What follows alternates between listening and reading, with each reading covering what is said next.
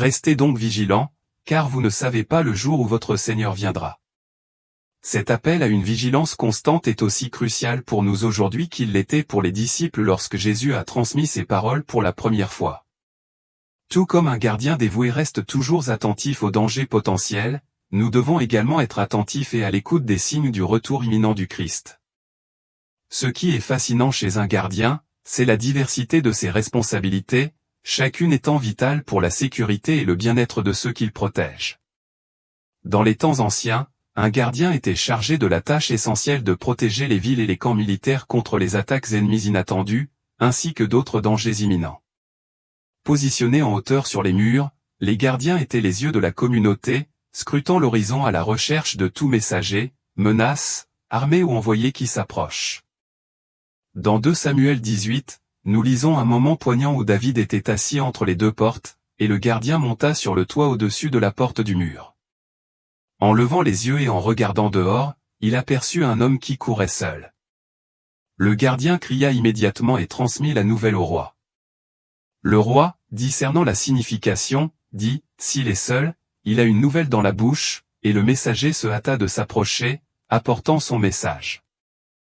Le devoir du gardien est de rester toujours vigilant, de regarder au loin, d'observer de près, d'attendre avec anticipation et, surtout, de rester vigilant. Le gardien se tient comme une sentinelle, un gardien contre toute menace imminente. Dans notre cheminement spirituel, chaque chrétien est appelé à assumer le rôle de gardien. Nous devons observer, évaluer et examiner notre vie à la lumière de la parole de Dieu. Nous devons garder les portes de nos yeux, de nos oreilles et de notre cœur contre l'empiètement du péché, les pièges du mal et les tromperies du diable. Nous devons être des gardiens vigilants sur les désirs et les affections de notre cœur, en veillant à ce qu'ils restent alignés sur la volonté de Dieu.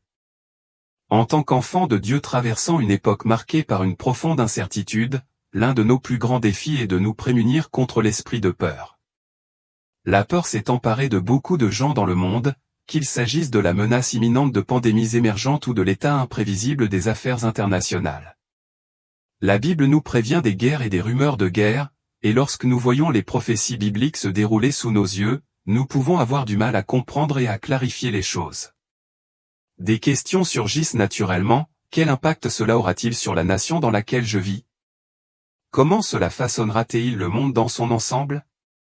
Une telle incertitude peut être accablante.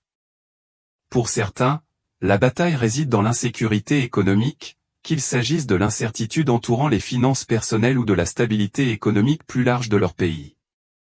Dans d'autres parties du monde, les chrétiens qui subissent des persécutions à cause de leur foi peuvent se retrouver aux prises avec des questions telles que « Combien de temps encore pourrais-je supporter cela ?» ou « Combien de temps encore, Seigneur, devrais-je endurer ?» Je crois fermement qu'en ces derniers jours, alors que nous voyons la prophétie biblique se manifester en temps réel, la Bible nous donne 5 commandements essentiels pour nous aider à traverser ces temps difficiles. Le premier d'entre eux est de rester vigilant, car le retour du Christ est imminent.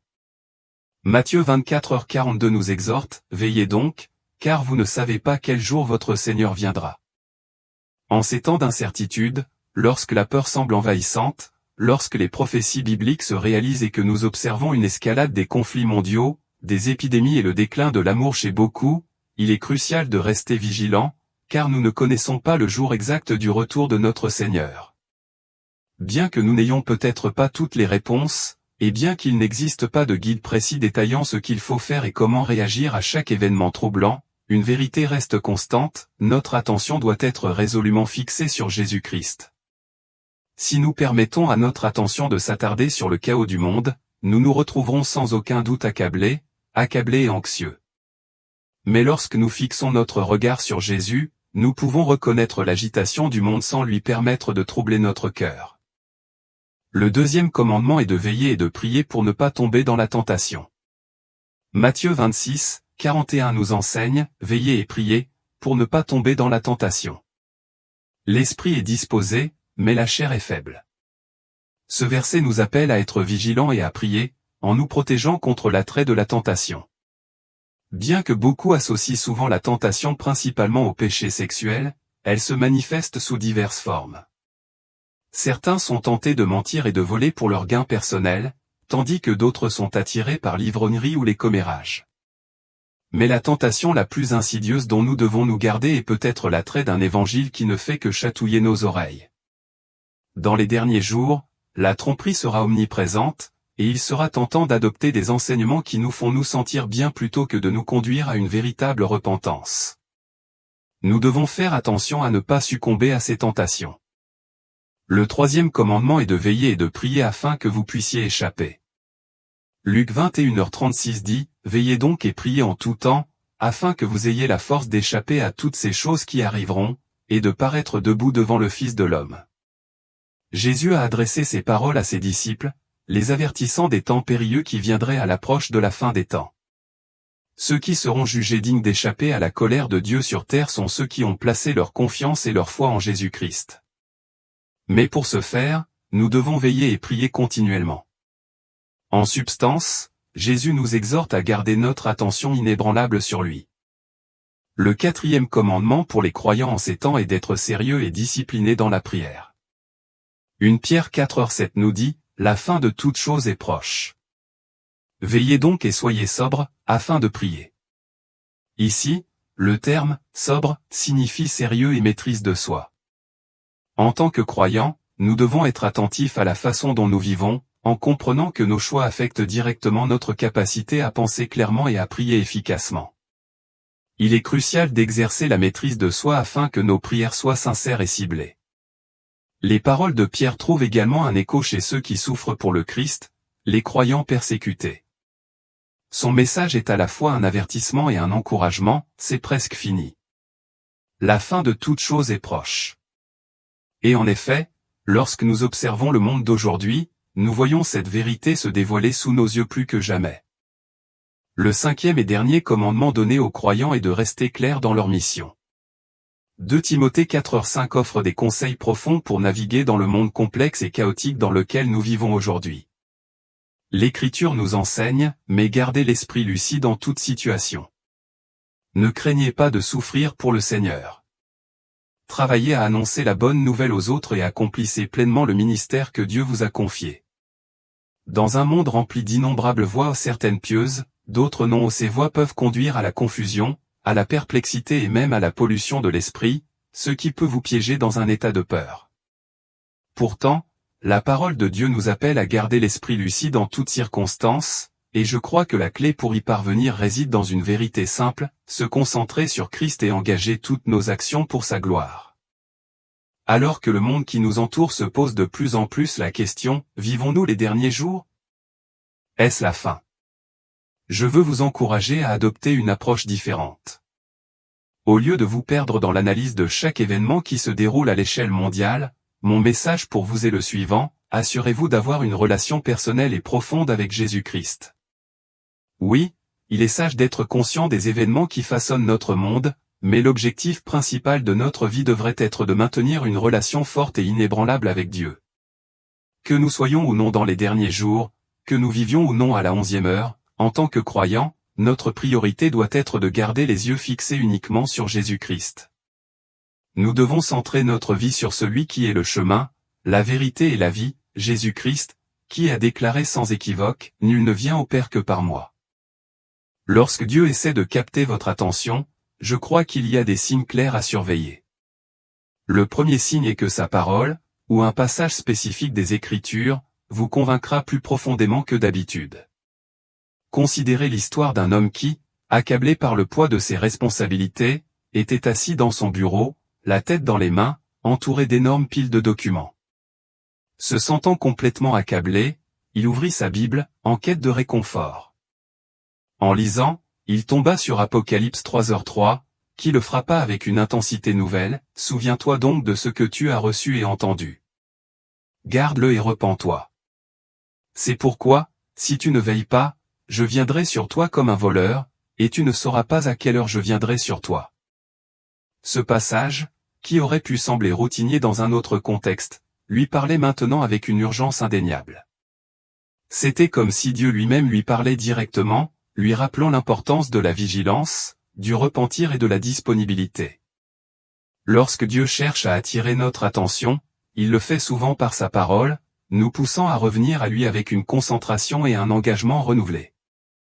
En lisant ce verset, il sentit une secousse dans son âme, comme si les mots eux-mêmes s'enflammaient, lui brûlaient les yeux.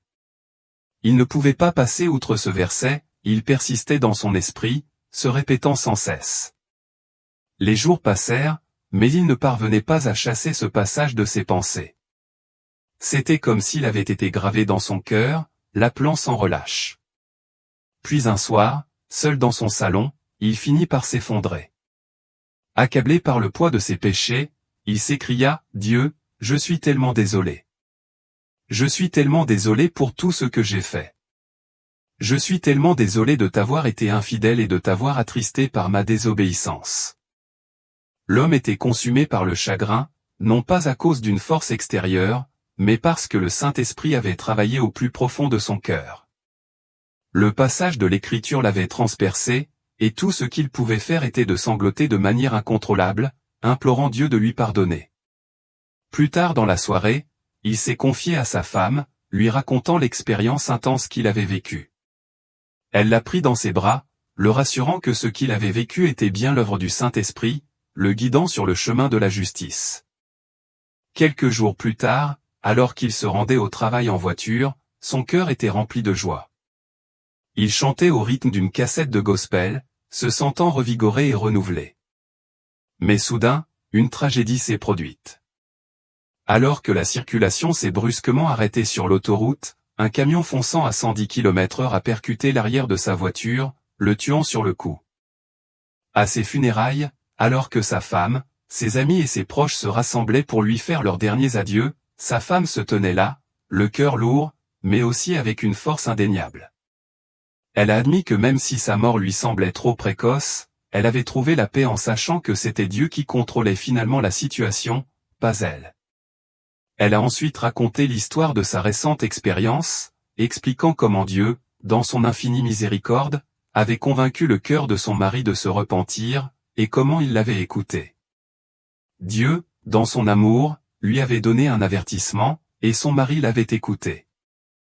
Bien que la douleur de sa perte ait été réelle et profonde, elle a trouvé un immense réconfort dans le fait que quelques jours avant sa mort, le cœur de son mari avait été reconsacré au Seigneur. Il était prêt à rencontrer son Créateur, son âme purifiée et engagée à nouveau envers Dieu.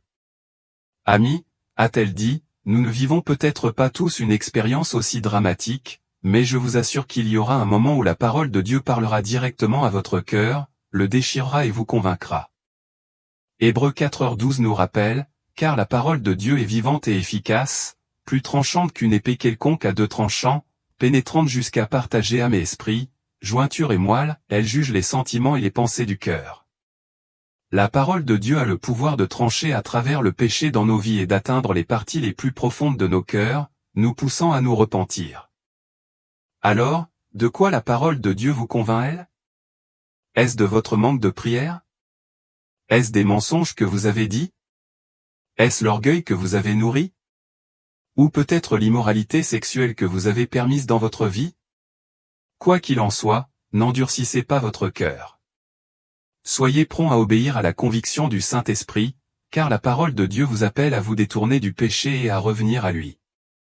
La beauté de la parole de Dieu réside dans sa capacité à révéler la vérité sur nous-mêmes, notre véritable moi. Elle agit comme un miroir, reflétant non seulement nos actions extérieures, mais aussi les intentions et l'état de notre cœur. Par exemple, la parole de Dieu nous met en garde contre l'influence de notre environnement. Elle déclare, « Heureux l'homme qui ne marche pas selon le conseil des méchants, qui ne s'arrête pas sur la voie des pécheurs, et qui ne s'assied pas en compagnie des moqueurs. » Ce verset nous met au défi d'examiner les compagnies que nous fréquentons et les sentiers que nous empruntons, nous exhortant à nous aligner sur la justice. De plus, la parole de Dieu aborde les aspects cachés de notre vie. Pour quelqu'un qui pourrait croire que tant qu'il n'a pas commis d'adultère physiquement, il est irréprochable, la Bible présente une norme différente. Elle dit, « Quiconque regarde une femme pour la convoiter a déjà commis un adultère avec elle dans son cœur. » Cet enseignement profond expose la profondeur de nos pensées et de nos intentions, soulignant que le péché ne concerne pas seulement les actions mais aussi notre vie intérieure. La parole de Dieu a une façon de révéler la vérité, même à ceux qui se croient spirituellement forts. Elle nous avertit que, si tu penses être debout, prends garde de ne pas tomber, nous rappelant qu'un excès de confiance peut conduire à la chute. Pour ceux qui cherchent à impressionner les autres par leur spiritualité, que ce soit par des démonstrations publiques de prière ou par une connaissance ostentatoire, la Bible offre une correction humiliante. Elle nous enseigne, quand tu pries, entre dans ta chambre, ferme ta porte, et prie ton Père qui est là dans le lieu secret, et ton Père, qui voit dans le secret, te le rendra. Cela souligne que la véritable spiritualité se cultive en privé, loin du regard des autres. Il n'y a rien que la Bible n'éclaire pas d'une manière ou d'une autre.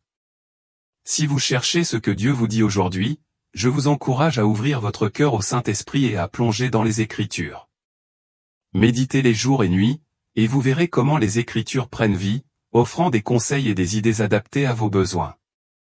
La Bible apporte des éclaircissements sur de nombreuses vérités importantes. Elle indique sans équivoque que Dieu est un Dieu jaloux qui exige l'exclusivité, rejetant la présence de toute idole. Elle affirme la vérité fondamentale de la mort sacrificielle de Jésus-Christ et de sa résurrection triomphante. Elle décrit la réalité du ciel et de l'enfer et prédit un jour de jugement futur. En outre, la Bible souligne l'importance d'acquérir des connaissances. Proverbe 18h15 déclare, « Le cœur intelligent acquiert la connaissance, et l'oreille des sages cherche la connaissance. » Ce verset souligne que ceux qui sont perspicaces et prudents sont animés par le désir d'acquérir la compréhension. Mais pourquoi cette quête de la connaissance est-elle si cruciale? La connaissance n'est pas seulement un exercice intellectuel, elle fait partie intégrante de la croissance et de la maturité spirituelle. Elle nous permet de naviguer dans les complexités de la vie avec sagesse, de discerner la vérité du mensonge et d'approfondir notre relation avec Dieu. En recherchant la connaissance, nous nous alignons sur la vérité de Dieu, permettant à sa parole de transformer nos cœurs et de guider nos actions. Osée 4h6 dans la version New King James déclare, « Mon peuple est détruit, faute de connaissance. Parce que tu as rejeté la connaissance, je te rejetterai aussi, afin que tu ne sois plus mon prêtre. Parce que tu as oublié la loi de ton Dieu, j'oublierai aussi tes enfants. » Ce passage souligne l'importance cruciale de la connaissance dans notre vie spirituelle. Sans elle, nous risquons non seulement notre propre bien-être spirituel, mais aussi celui des générations futures. La connaissance est essentielle pour comprendre l'autorité que nous avons en Jésus-Christ. Sans cette compréhension, marcher dans la domination et la victoire devient presque impossible. La connaissance nous permet de saisir pleinement qui nous sommes en Christ et de vivre notre foi avec confiance et détermination. Elle nous donne le pouvoir de revendiquer notre autorité spirituelle et de vivre victorieusement face aux défis de la vie. De plus, un manque de connaissance peut nous rendre vulnérables à la tromperie. La Bible nous avertit que même le diable se déguise en ange de lumière. Dans 2 Thessaloniciens 2h9, traduction amplifiée, il est dit, « L'apparition de l'Antéchrist, l'impie, se fera par l'activité de Satan, accompagné d'une grande puissance, de toutes sortes de faux miracles, de signes trompeurs et de prodiges mensongers, tout cela est mensonge. » Sans une connaissance appropriée, nous pourrions facilement être induits en erreur par de faux signes et prodiges, les prenant pour de véritables actions de Dieu. Proverbe 1h7 nous rappelle, « La crainte de l'Éternel est le commencement de la connaissance, les insensés méprisent la sagesse et l'instruction. » Ce verset souligne que la véritable connaissance commence par une relation révérencieuse avec Dieu. C'est par cette révérence et ce respect pour la sagesse de Dieu que nous acquérons une véritable compréhension. Ceux qui rejettent la sagesse et l'instruction sont considérés comme des insensés, car ils ne reconnaissent pas l'importance de rechercher la perspicacité divine. Pour acquérir cette connaissance, nous devons nous engager à rechercher le Seigneur avec ferveur. Cela signifie consacrer du temps à la prière et nous immerger dans sa parole. C'est par cette recherche assidue que Dieu révèle des leçons et des révélations profondes. Alors que nous poursuivons Dieu avec intensité, il se manifestera et nous fournira la compréhension dont nous avons besoin. Le voyage de la recherche de Dieu ne consiste pas seulement à obtenir des informations, mais à développer une relation plus étroite avec lui, ce qui, à son tour, transforme nos vies et fortifie notre cheminement spirituel.